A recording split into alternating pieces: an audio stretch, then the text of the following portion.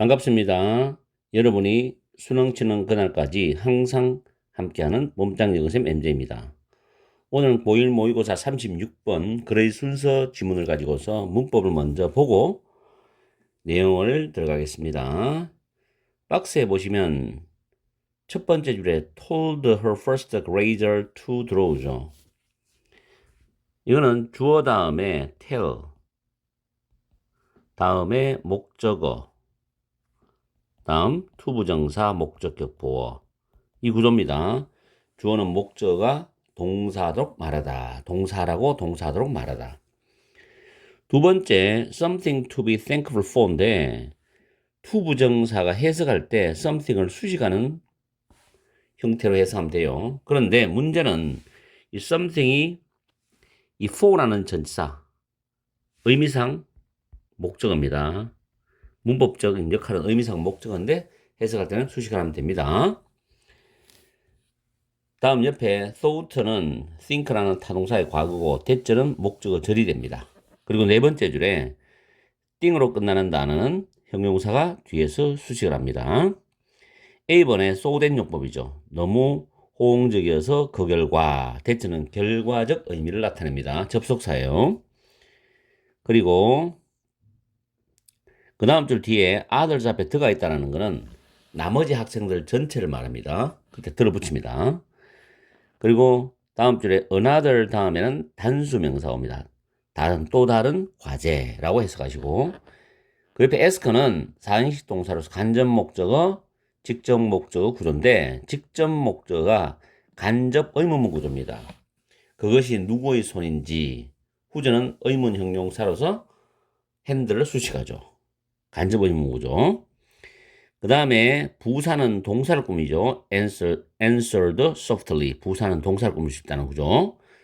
그리고 avoid는 후에 선행사, 후는 주격관계 대명사고, 다음 줄에 while은 뭐하는 동안에 주어 동사 나오는 접속사. 그리고 during은 특정한 시간, 기간에만 사용하는 전치사입니다. during break time. 쉬는 시간 동안이죠. during break time. 다음에 what the boy drew was인데 what절이 주어이기 때문에 단수라서 was가 되고 시제는 과거니까 was 되고 이 what절 속에서 what은 그리다라는 단어의 목적어입니다. 그래서 그 소년이 그렸던 것은 손이었다 이런 뜻이죠. 그리고 immediately 부사가 동사급이죠. attract. 물론 그 다음 줄에 더도 정해져 있는 나머지 단어는 학생들인데 복수형은 s 다음에 apostrophe를 써주면 되죠. 그 다음 그리고 whose hand it was 역시 간접 의문문이죠. about의 목적으로서. 그 다음에 대시 주격 관계 대명사 앞에 신이 선행사면서 bring은 사행식 동사 간접 목적어 직접 목적어죠. 그리고 a second는 another하고 똑같습니다. 또 다른 한 명의 학생이죠. 그 다음에 raise는 raised 에서 타동사로 기르다, 사육하다, 재배하다라는 뜻도 있고 문제덕을 제기하다도 있죠. 여기서는 칠면조를 기른다라는 뜻입니다. 다음 looks more like는 더 비슷해 보인다는 표현입니다. 외워두면 좋고요. 그 다음 애들은 타동사 another은 자기 혼자서 주어나 목적어 역할을 할 수 있다는 것. 이렇게 문법적으로 살펴봤고 내용적으로 들어가는데 순서 문제는 일단 박스를 잘 해석해서 단서를 찾아가지고 우리말로 끝말잇기로 연결하면 됩니다. 이 지문은 좀 쉬워요. 그래서 여러분들이 다 맞출 수 있는 겁니다. 1학년 정도 되면. 자, 처음에 박스에 보면 클레인 선생님은 그녀의 1학년 학생들이죠. 학급 학생들에게 감사의 길 뭔가의 그림을 그리라고 말씀하셨어요. 이런 뜻이죠. 선생님은 생각을 했습니다. 그 학급 학생들의 대다수가 칠면조 또는 추수감사절 식탁을 그릴 것으로 생각을 하셨어요. 그러나 더글라스는 다른 어떤 것을 그렸답니다. 그럼 더글라스가 다른 어떤 것을 그렸다는 것에 대한 연결을 우리는 찾아봐야 되겠죠.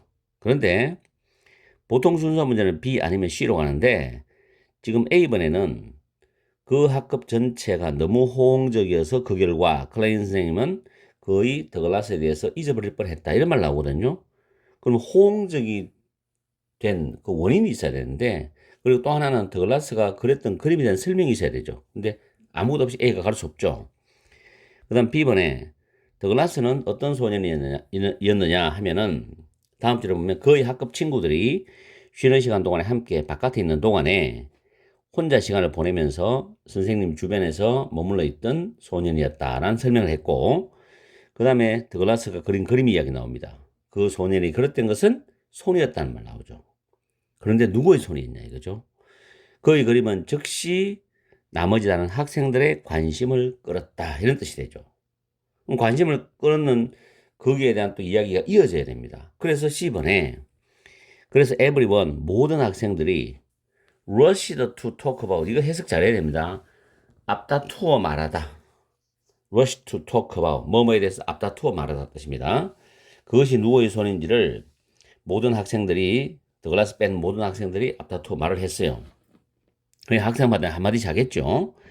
It must be the hand of God that brings us food입니다. 우리에게 음식을 가져다 주시는 하나님의 손임에 틀림없다 라고 한 학생이 말하니, 또 농부의 손이야, a farmer's 다음에 hand가 생략됐죠. 농부의 손이야 라고 또 다른 학생이 말을 했죠.